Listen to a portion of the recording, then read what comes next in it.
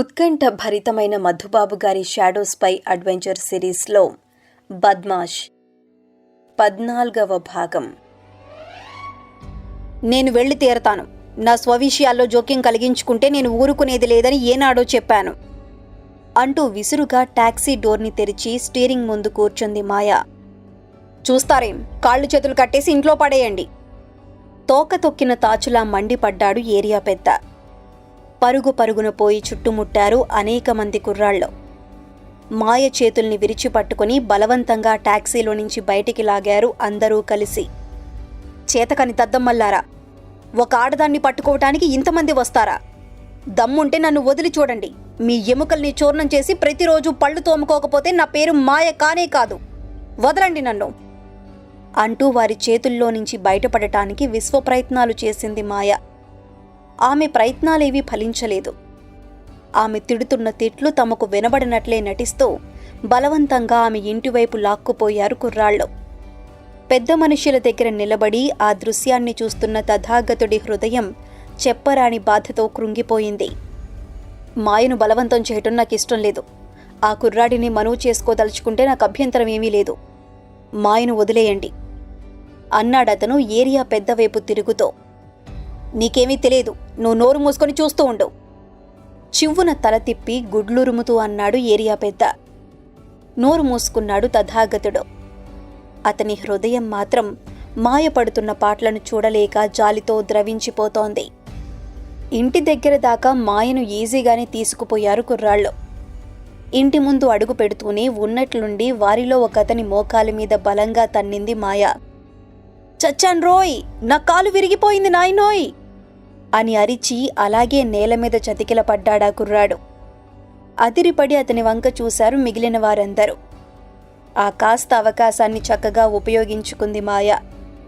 తన చేతుల్ని పట్టుకున్న వారి భుజాలను కండలు ఊడొచ్చేటట్లు పళ్లతో పట్టి పీకింది. చంపేసింది నాయనోయ్, ఇది మనిషి కాదురోయ్, రాక్షసి అని అరుస్తూ ఆమెను వదిలి దూరంగా జరిగారు వారందరూ. బాణంలా టాక్సీ వైపు పరిగెత్తింది మాయ. వాళ్లు ఇంకోసారి తనను పట్టుకోవటానికి వచ్చే లోపల టాక్సీ ఎక్కి పారిపోవాలని ఆమె ఉద్దేశం. కాని టాక్సీని సమీపించకముందే వేట కుక్కల్లా వచ్చి పడ్డారు కుర్రాళ్లందరూ. వారి చేతులు మాయ శరీరం మీద పడకముందే వారి దారికి అడ్డుగా నిలబడింది ఒక బలిష్టమైన హస్తం. మర్యాదగా వెనక్కి వెళ్ళిపోండి. పిచ్చి వేషాలు వేశారంటే మక్కెలు విరిగిపోతాయి కరుకుగా హెచ్చరించింది ఒక గంభీర కంఠం. తన చెవుల్ని తనే నమ్మలేక ఆశ్చర్యంగా వెనుతిరిగి చూసింది మాయ. చొక్కా చేతుల్ని పైకి మడుచుకుంటూ కుర్రాళ్ల దారికి అడ్డుగా నిలబడి ఉన్నాడు షాడో. వాళ్లు ముందుకు అడుగు వేస్తే ముఖాలు పగలగొట్టడానికి సిద్ధంగా ఉన్నట్లు తెలుపుతోంది అతని వాలకం. అతన్ని గమనించేసరికి ఆలయం ముందున్న పెద్ద మనుష్యులకు వెర్రి ఆవేశం వచ్చింది. పట్టుకోండి, అతన్ని కూడా పట్టుకోండి పళ్ళు కొరుకుతూ హెచ్చరించాడు ఏరియా పెద్ద. ఆ వీధి దద్దరిల్లిపోయేటట్లు అరిచి షాడో మీద కలబడ్డారు కుర్రాళ్లందరూ. పిడికిటి పోట్లతో అతని ముఖాన్ని గాయపరచటానికి ప్రయత్నించారు వారిలో కొందరు. ఆడచిరుతలా ముందుకు దూకబోయిన మాయను అవతలికి నెట్టి తన ఇనుప చేతులకు పని కల్పించాడు షాడో. చూస్తుండగానే క్రింద పడిపోయారు ఇద్దరు కుర్రాళ్ళు.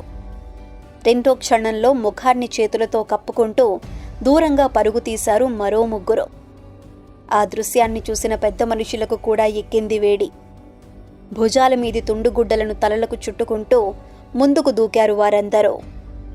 వెనక్కి చూడండి సార్, వెనక్కి చూడండి ఆందోళనగా షాడోని హెచ్చరించింది మాయ. వెనక్కి చూసి వెంటనే ఆలయం ప్రక్కన నిలబడి ఉన్న ఎడ్లబండి వైపు జంప్ చేశాడు షాడో. 3 అడుగుల పొడవుండే వసికర్రలు ఆ బండి ముందు భాగంలో పడేసి ఉన్నాయి. లావుగా ఉన్న కర్రల్ని రెండింటిని అందుకొని బొంగరంలా కుర్రాళ్ల మధ్యకు దూకాడు. గొళ్ళున అరిచి దూరంగా పరుగులు తీశారు వారందరూ. పరిగెత్తలేని వాళ్లు వసికర్రల దెబ్బల్ని భరించలేక నేల మీద పడి పొర్లిగింతలు ప్రారంభించారు. ముందుకు వచ్చిన పెద్ద మనుషులకు గుక్క తిరగలేదు. గుక్క తిరిగే లోపల పగిలిపోయాయి 3 ముఖాలు.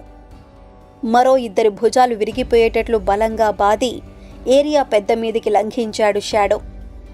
ఆలయం ముందు నిలబడి ఆ పోరాటాన్ని పరికిస్తున్నాడు తథాగతుడు. పరికిస్తున్న కొద్దీ విపరీతమైన బాధ అతని అంతరంగాన్ని కృంగదీసేస్తున్నది. ఒట్టి చేతులతోనే అంతమందిని కొట్టగలిగిన ఆ పరాయి జాతి మనిషిని మాయ ప్రేమించటంలో తప్పే ఉంది? ఏరియా పెద్ద ముందుకు దూకి చేతుల్లో ఉన్న వసికర్రల్ని రెండింటినీ గాలిలోకెత్తాడు షాడో. అది తన తల మీద పడితే ఆ తర్వాత తల అని చెప్పుకోవటానికి మెడ మీద ఏమీ ఉండదని ఆ పెద్దకు అర్థమైపోయింది. భయంతో అతని ముఖం రక్తం లేనట్లు పాలిపోయింది. పువ్వు కంటే సుకుమారంగా చూసుకోవలసిన ఆడపిల్లను కాళ్ళు చేతులు కట్టేయిస్తావా? అడిగేవాళ్లు లేరనేగా నీకింత గర్వం? అంటూ వసికర్రల్ని బలంగా క్రిందికి దించబోయాడు షాడో. చటుక్కున అతని ముందుకు దూకి ఆ కర్రల్ని గట్టిగా పట్టుకున్నాడు తథాగతుడు. తప్పుకో బ్రదర్, అడ్డం తప్పుకో, తీక్షణంగా చూస్తూ అన్నాడు షాడో. నా మూలకంగా ప్రారంభమైంది ఈ గలాట. నువ్వు కొట్టదలుచుకుంటే నా తల పగలగొట్టు. మాయను పెళ్లి చేసుకోవాలని నేను ఆశపడిన మాట నిజం, కానీ బలవంతంగా తీసుకుపోయి నా ఇంట్లో పెట్టుకోవాలని నేను అనుకోవటం లేదు. ఇక నా ముఖం కూడా మాయకు చూపించను. ఆమెను నువ్వే పెళ్లి చేసుకో. గంభీర కంఠంతో అక్కడున్న వారందరికీ వినిపించేలా అన్నాడు తథాగతుడు. ఆశ్చర్యంతో ఉక్కిరిబిక్కిరవుతూ వసికర్రల్ని వదిలి ఒక అడుగు వెనక్కి వేశాడు షాడో. పెద్ద కంఠంతో ఏదో అనబోతూ ముందుకు రాబోయింది మాయ. ఆమె మాటల్ని గాని షాడో భావాలను గాని తథాగతుడు పట్టించుకోలేదు. ఏరియా పెద్ద చేయి పట్టుకుని అవతలికి తీసుకుపోయాడు. అతన్ని ఆలయం ముందు వదిలి తల ఉంచుకుని ఒక సందులోకి పరుగు తీశాడు.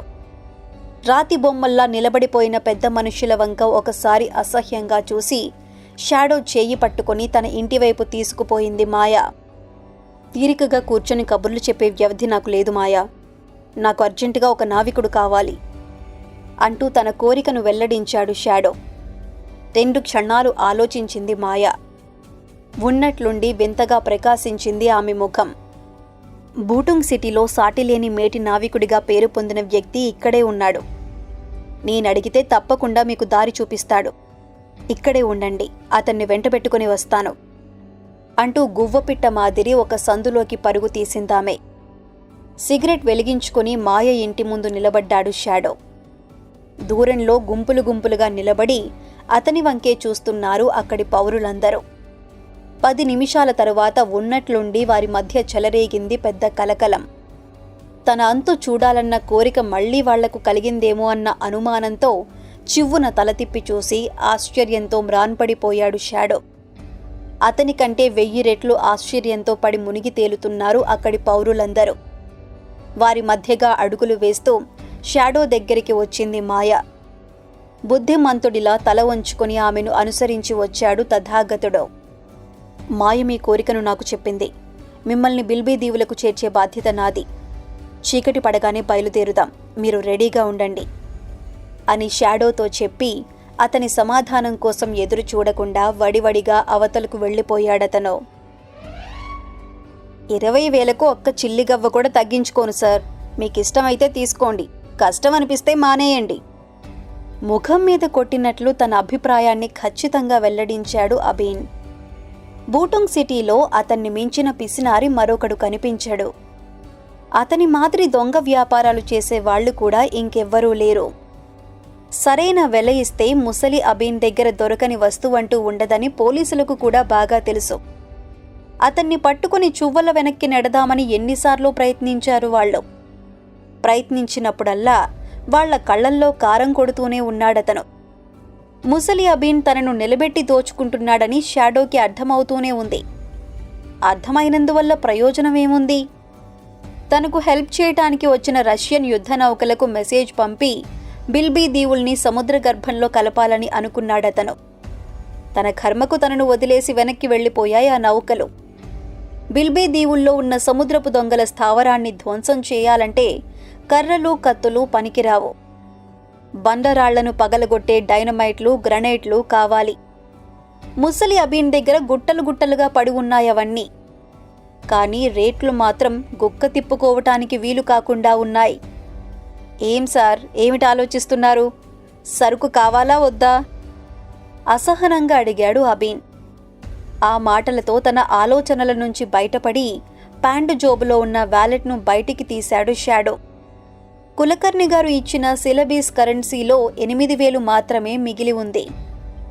అదీ కాక అదనంగా ఇంకో 15,000కు ఇంటర్నేషనల్ ట్రావెలర్స్ చెక్స్ ఉన్నాయి. డబ్బును చూసేసరికి ముసలి అబీన్ ముఖం చింపి చేటంతయ్యింది. మీరు బయటికి పోయి కాఫీ తాగిరండి సార్. మా ఇంటి వెనకే చిన్న హోటల్ తెరిచి ఉంది.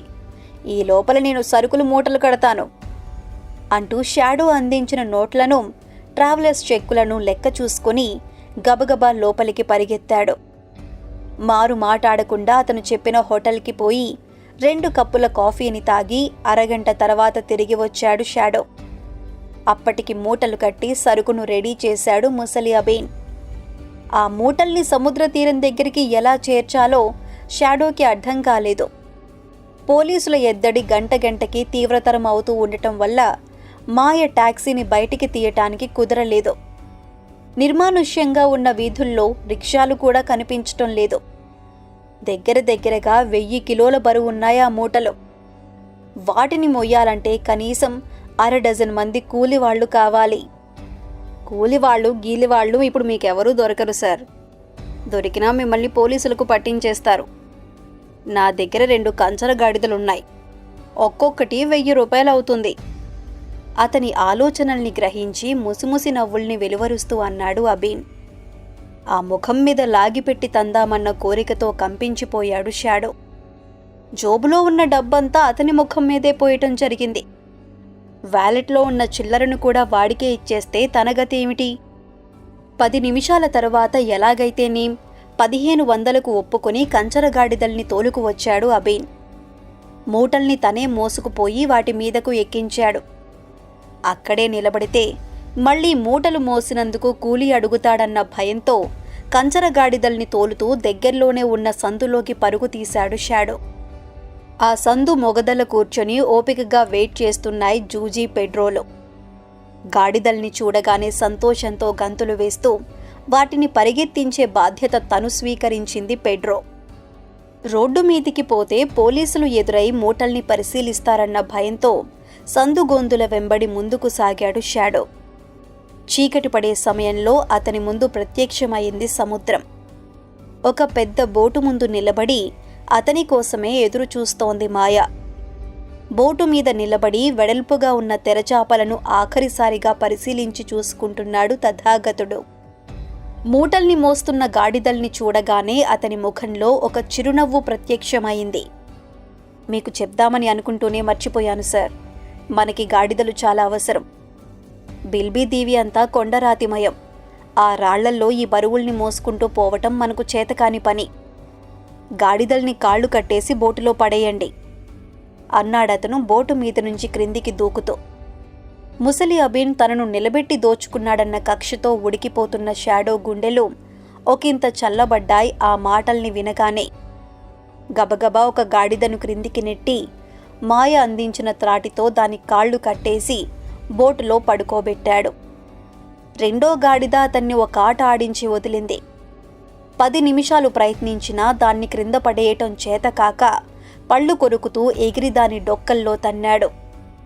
భరించరాని బాధతో చెవులు చిల్లులు పడేటట్లు ఓండ్ర పెట్టి నేల మీద పడి పొర్లిగింతలు పెట్టిందది. పెద్ద తాడును పట్టుకొని రెడీగా ఉన్న మాయ వెంటనే దాని కాళ్లను గట్టిగా కట్టేసి తోకను పట్టుకొని బోటు దగ్గరికి లాక్కుపోయింది. తల్లి డొక్కల్లో దూరి పాలు తాగుతున్న పెడ్రోకి గాడిద అరిచిన అరుపు చాలా వింతగా వినిపించింది. అది తెరిచినట్లు నోటిని తెరిచి తను కూడా అదే మాదిరి అరవటానికి ప్రయత్నించింది. 2 నిమిషాలు ఓపిక పట్టింది జూజీ. ఆ తరువాత గోలను భరించలేక కోరలు బయటపెట్టి గుర్రుగా చూసింది. ఆ చూపుతో పెడ్రో విద్యా సాధన అంతమైపోయింది. 2 సార్లు బోటు చుట్టూ రౌండ్స్ కొట్టి ఒక్కసారిగా ఎగిరి బోటులోకి దూకింది. రాత్రి 8 గంటలవుతుండగా బోటును నీటిలోకి నెట్టి తెరచాపల్నెత్తాడు తథాగతుడు. మాయను చుక్కాని దగ్గర కూర్చోబెట్టి తను ముందు భాగంలో ఆసీనుడైనాడు. తెరచాప స్తంభం దగ్గర కూర్చొని ఆ తరువాత చేయాల్సిన పనులను గురించి ఆలోచిస్తూ తనకు తెలియకుండానే నిద్రలోకి జారిపోయాడు షాడో. గాడిద ముఖం మనిషి శరీరం కల ఒక బ్రహ్మరాక్షసి తన గుండెల మీదకెక్కి డాన్స్ చేస్తున్నట్లు కలగన్నాడు షాడో.